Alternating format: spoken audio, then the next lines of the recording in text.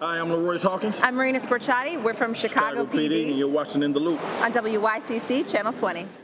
The following program is an original production of WYCC PBS Chicago.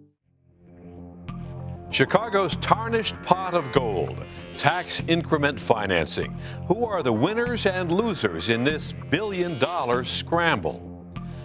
A new wake-up call for the Chicago Police Department, just as another black teen is shot by police. The mayor's task force finds racism a major factor in a troubled department. Plus, the night is this Chicago photographer's favorite time of day. How he transforms urban wasteland into works of art. These stories and more tonight on In the Loop.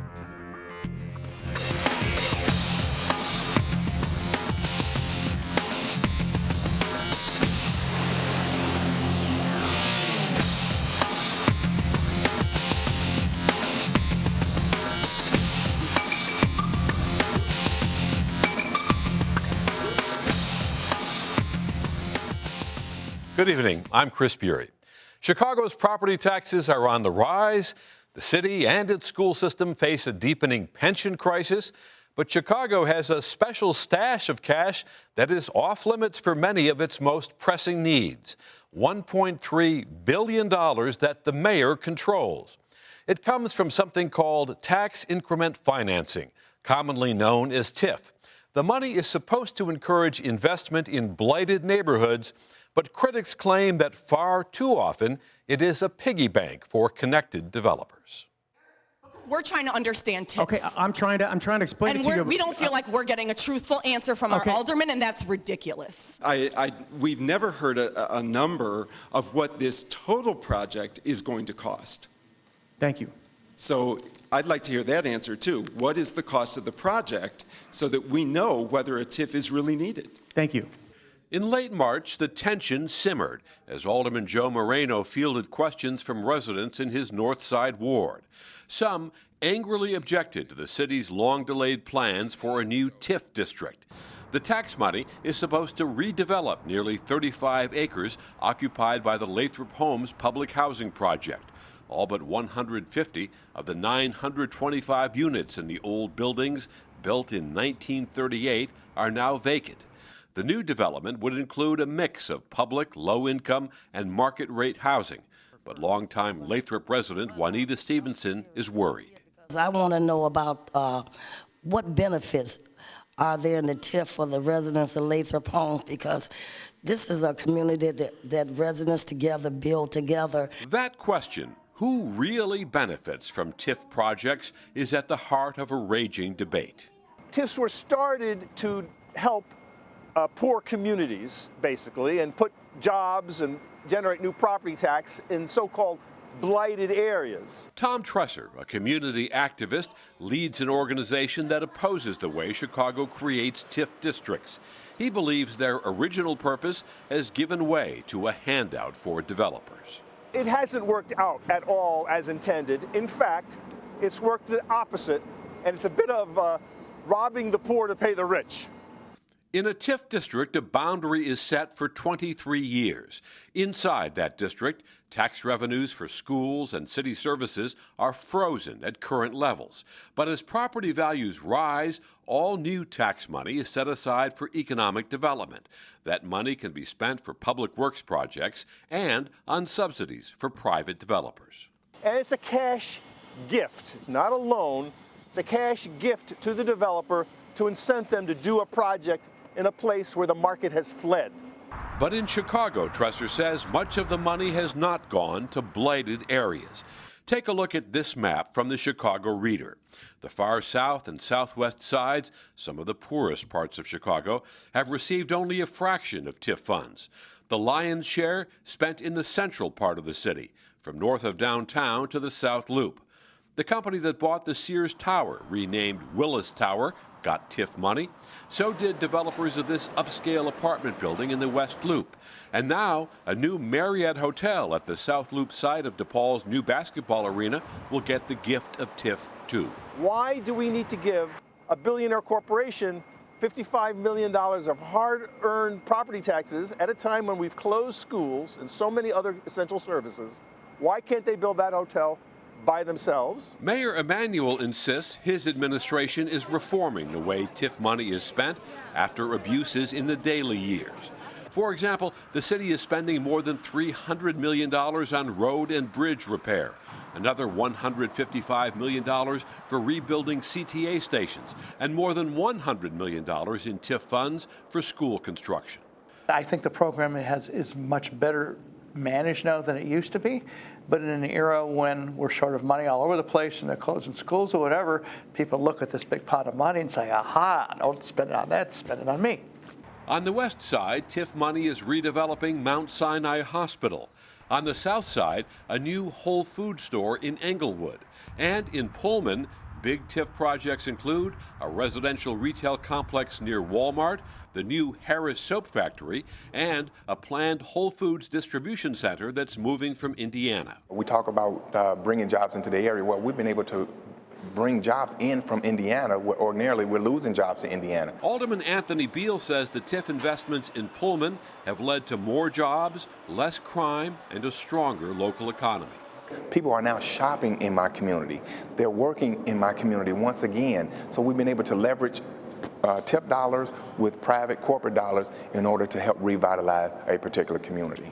But in Uptown, on the north side, another new TIF plan is drawing fire from some residents. The current development involves tearing down these two buildings that are behind me, building a strip mall where we're standing, building two high-rises across the street on the west side, and we're against the use of our tax money to pay for these buildings, a luxury development. The private developer for this project would receive nearly $16 million from the city to subsidize a $125 million development. There's this siphoning off of tax monies away from what they're supposed to be spent on our parks, our schools, services, and towards development, but supposedly in areas that are blighted, right? So I guess, also my question would be, does this look like a blighted area? But blight may be in the eye of the beholder.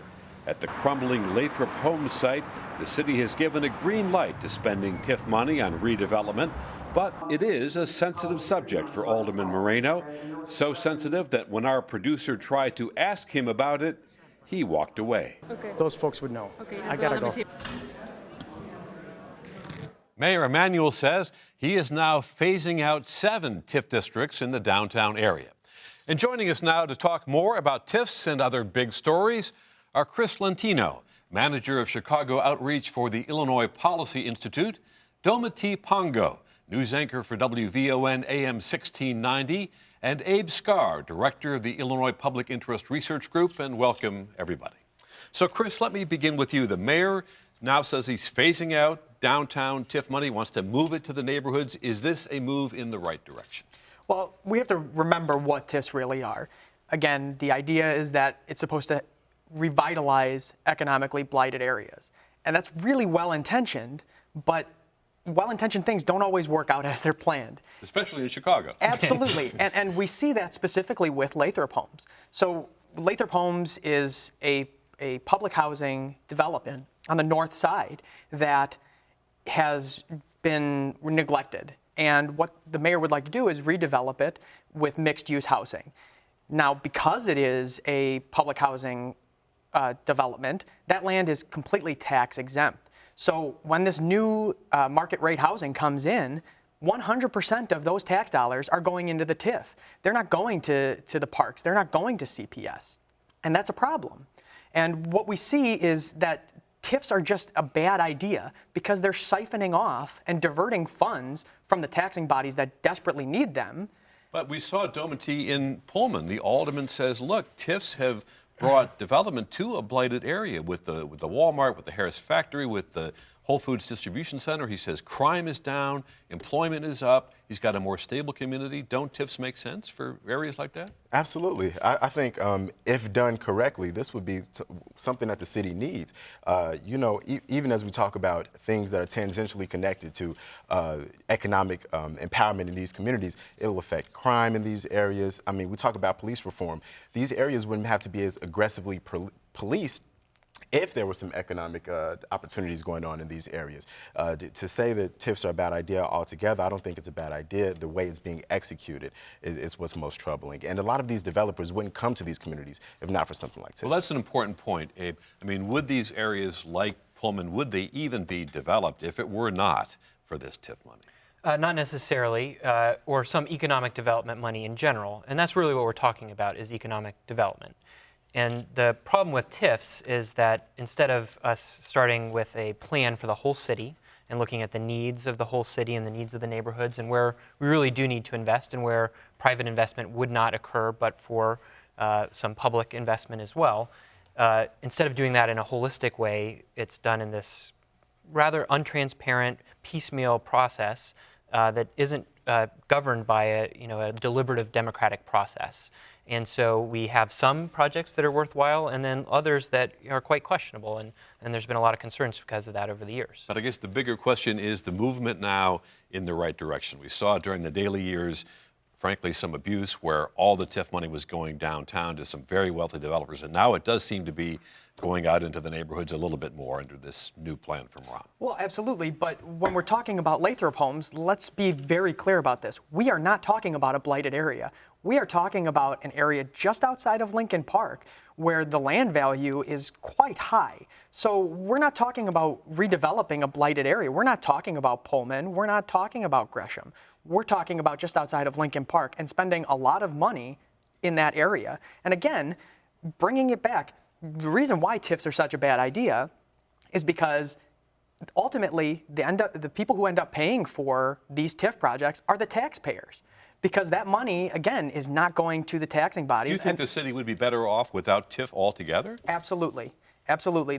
There is no doubt that the city without TIF would be better off simply because the taxing bodies would be able to get their share of the tax dollars, allowing the tax levies, which are currently exorbitant in the city of Chicago, to come down for regular homeowners.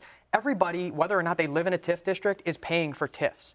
And there are a lot of areas in this city that are not a part of a TIF district and are not getting any share of that money, but they're definitely paying for it. All right, let's move on. Go ahead. Really quickly, what we're dealing with here is you're looking at 48% of the TIF money going to an already wealthy area. You make a good point that these areas are not blighted communities. So why is it incumbent upon the city to invest in an area that is not blighted? We need to take those funds and put those in other areas of the city. If Inglewood doesn't look like Ravenswood, the whole city suffers. And I think that's why TIF districts, if done correctly, is something that could really empower some of these communities that are being underserved right now. This is one of those subjects that we could go on for hours about, but we have to move on.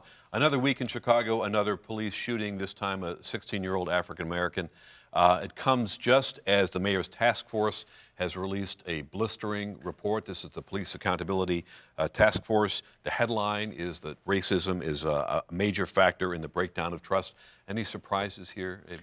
I think it's a pleasant surprise that the report seems to be quite strong. I haven't read it in general, but the news reports show that they're acknowledging what I think most people know, that racism continues to be part of the fabric of American life, and it seeps into all of our institutions, including the police force, and there's been a long and sad history of that here in Chicago. Hopefully this will lead to some much needed reform. Well, on that question, does this task force, does it bring new pressure on the mayor and the new police superintendent? It most definitely does.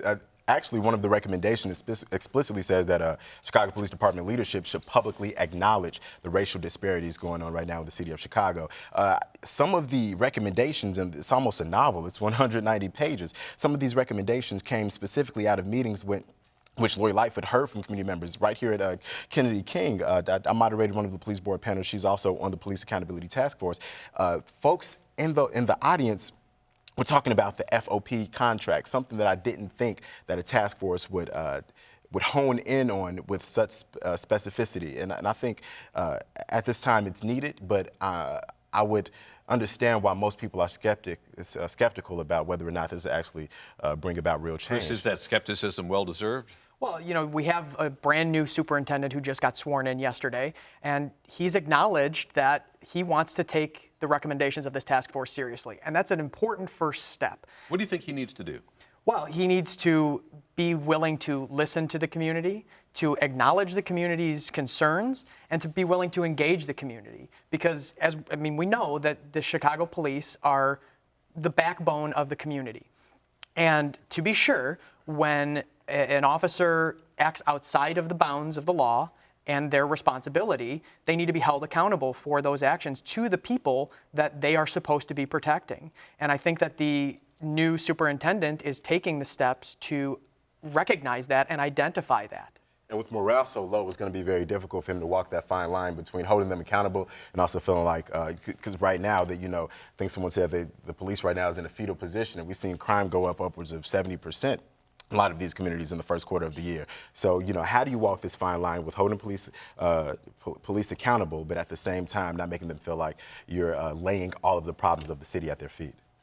Some of the numbers in this report are pretty amazing. So African Americans make up about a third of the city, but you look at the people shot, 74% of them are black, 76% of those tasered, 72% of those stopped on the street are black. Is this a shocking figure, or should it be a shocking figure? It should be, but it's not. I think we've seen this over and over again.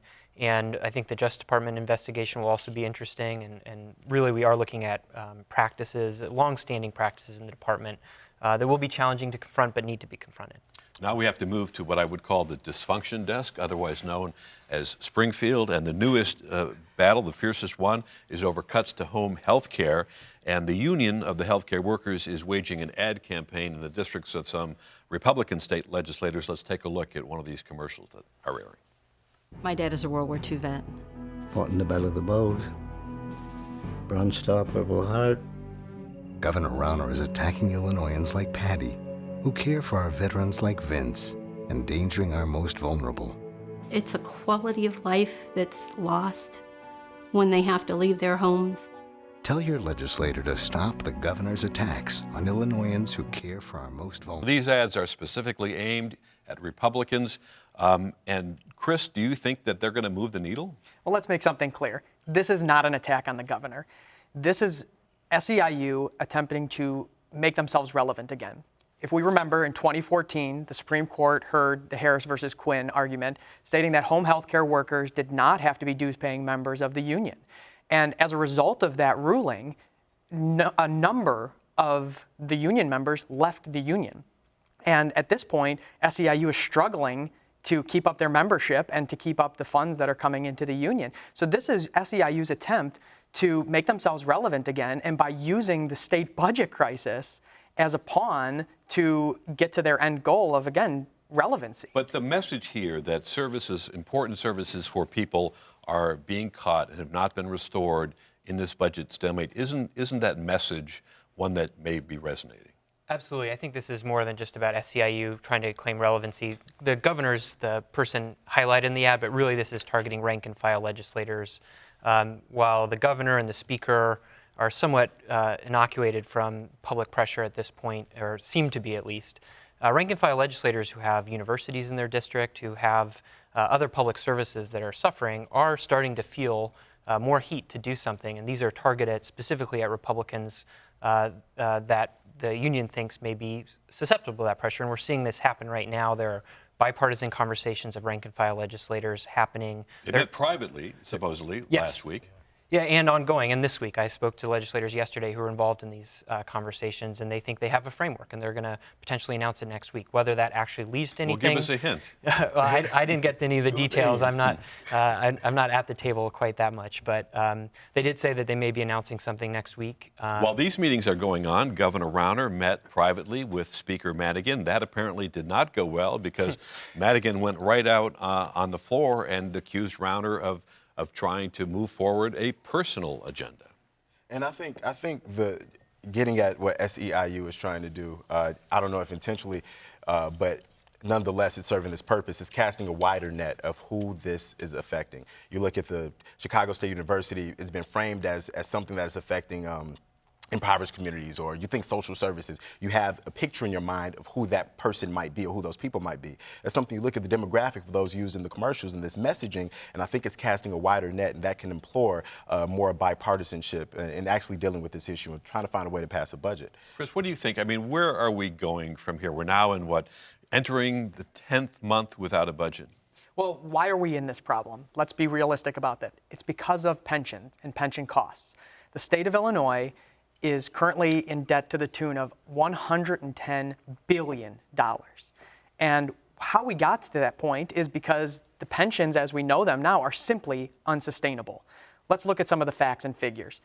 Over 60% of state pensioners can retire in their 50s and will retire in their 50s. The Supreme Court has made it pretty clear that it's very difficult to change these pensions. Well, to be sure, but and we do need meaningful pension reform. But again, as it is right now, it's unsustainable. And it's just take a look at the numbers. So where does the stalemate end in the next month or so? Well, where it needs to go, the solution to this problem is that legislators need to get together across the aisle, and they need to come up with a system of instituting 401ks for new employees and to provide a system that offers 401ks to existing employees. Give them that choice. That's not going to fix the problem overnight, but it's a step in the right direction, and it's something that we need to do because the costs are simply exorbitant, and they're only rising simply due to cost of living adjustments and other adjustments. One fact I would like to say, very quickly, because real quickly, is that a state pensioner will make back all of their employee contributions in 2 years. Sounds like a pretty good deal. Let's move on to the ballpark. Opening day here in Chicago. Cubs did win their opener, but some new security concerns. Congressman Quigley has proposed closing Clark and Addison on game days. Mayor Manuel put on his umpire's outfit and responded to that this way. My view about closing Clark and Addison, that's a swing and a miss. Not going to happen, not the right way to do it. You can't close down that thoroughfare, but we're going to accomplish all the safety and security people need. And in fact, they are going to keep the streets open, but they're going to narrow them with these new security concrete bunkers. Reasonable compromise? Seems like a reasonable compromise. I think those streets are already shut down somewhat on game days. It's horrible traffic. And I think we have to remember, what are these public spaces for? Are they just for moving automobiles, or are they for people to enjoy the space? And I think it's reasonable to create more space for people. And, it also seems like it's should help in terms of allaying any fears about terrorist threats. Is it possible to protect people from terrorism at these big events? I mean, you can be, I commend Congressman Quigley for being proactive in this, but to completely shut down an area is impractical because there's no way to predict, unless you have intelligence, where a terrorist attack might happen. That would mean shutting down the whole city of Chicago. The city needs to continue to operate. So I think the mayor strikes a good balance between. So what is the trade-off here, Chris? Well, I got to tell you, I don't view it through the lens of terrorism. I view it through the lens of opportunity. The city of Chicago with Wrigley Field and Wrigleyville has a great opportunity. We need to look only no further than Boston. Boston has Yawkey Way right outside of Fenway that they closed down. It's an active street, much like Clark and Addison and Waveland and Sheffield, and they close it down 3 hours before game time to create an atmosphere for fans and for individuals that want to participate in it. And I got to tell you, that sounds like a great idea because, while the residents, it may be perhaps a little bit of a problem for them, most of the residents that live in Wrigleyville, they're used to it by now. One last newsworthy item here. We got a new clubhouse, 30,000 square feet, mood lighting, drop-down TVs. It looks like a great place if you're a player. A quick review of what you think of the look of it and what it's supposed to do. I think it looks nice. I think I don't think this is in itself is going to recruit new players, but it's indicative of investments that management and ownership has been making, and hopefully a victorious season for the Cubs. Domity, somebody says it looks sort of like a 70s disco. Well, I was going to say it looks more like a club than a clubhouse. So, look, if they want to see a championship, they're going to have to come to the South Side. You can't. Chris, last word very quickly. As a Cub fan, if it brings a championship to the North Side, I'm all in favor of it. And all is forgiven. All right. Thank you so much for your time. Chris Lentino, Domity Pongo, and Abe Scar. Now in this week's Chicago Arts segment, dark alleys, neglected neighborhoods, abandoned buildings, places people typically avoid. But not one Chicago photographer. He seeks out the most neglected corners in cities around the country and transforms them into mystical works of art.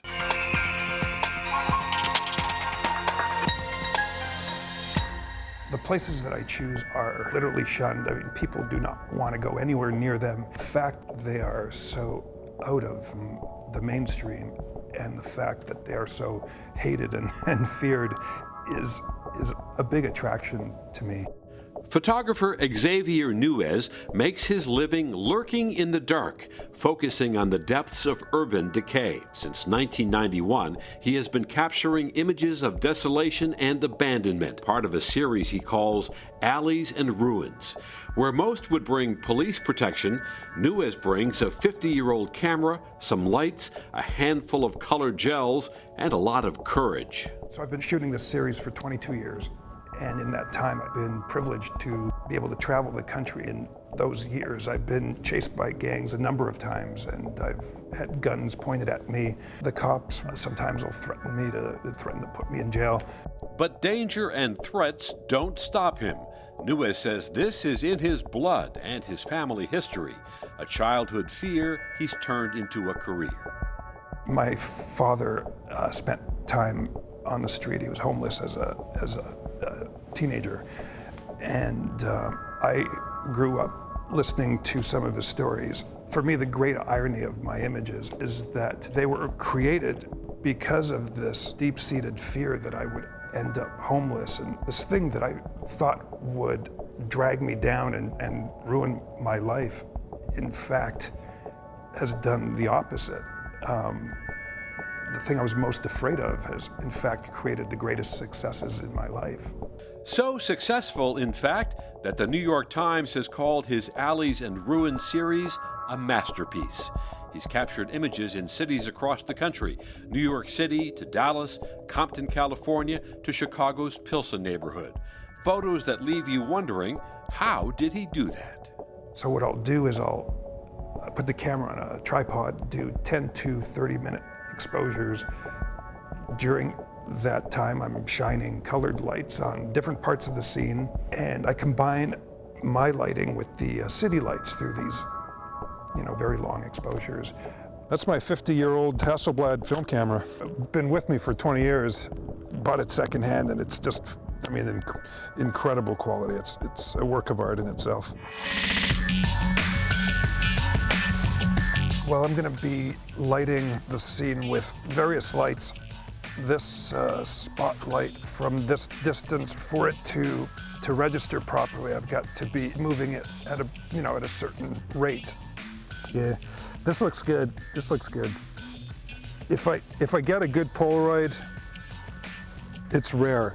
So this is exciting. Like all the images in the series, it's going to look like a theatrical set, and it'll be the fantasy version of this place. I think I've got a winner here. And before we conclude tonight's show, we would like to acknowledge the passing of a radio icon who had legions of loyal fans. Doug Banks worked in Chicago radio for more than 3 decades. He died earlier this week from complications of diabetes. Doug was 57. Next week, we take a look at diabetes, a disease that affects more than 100 million people. And Robin Robinson will be here to introduce us to a Chicago chef who is committed to his West Side neighborhood. To learn more about our show, our guests, and our stories, log on to WYCC.org and click on In the Loop. Until then, I'm Chris Bury. Have a good night.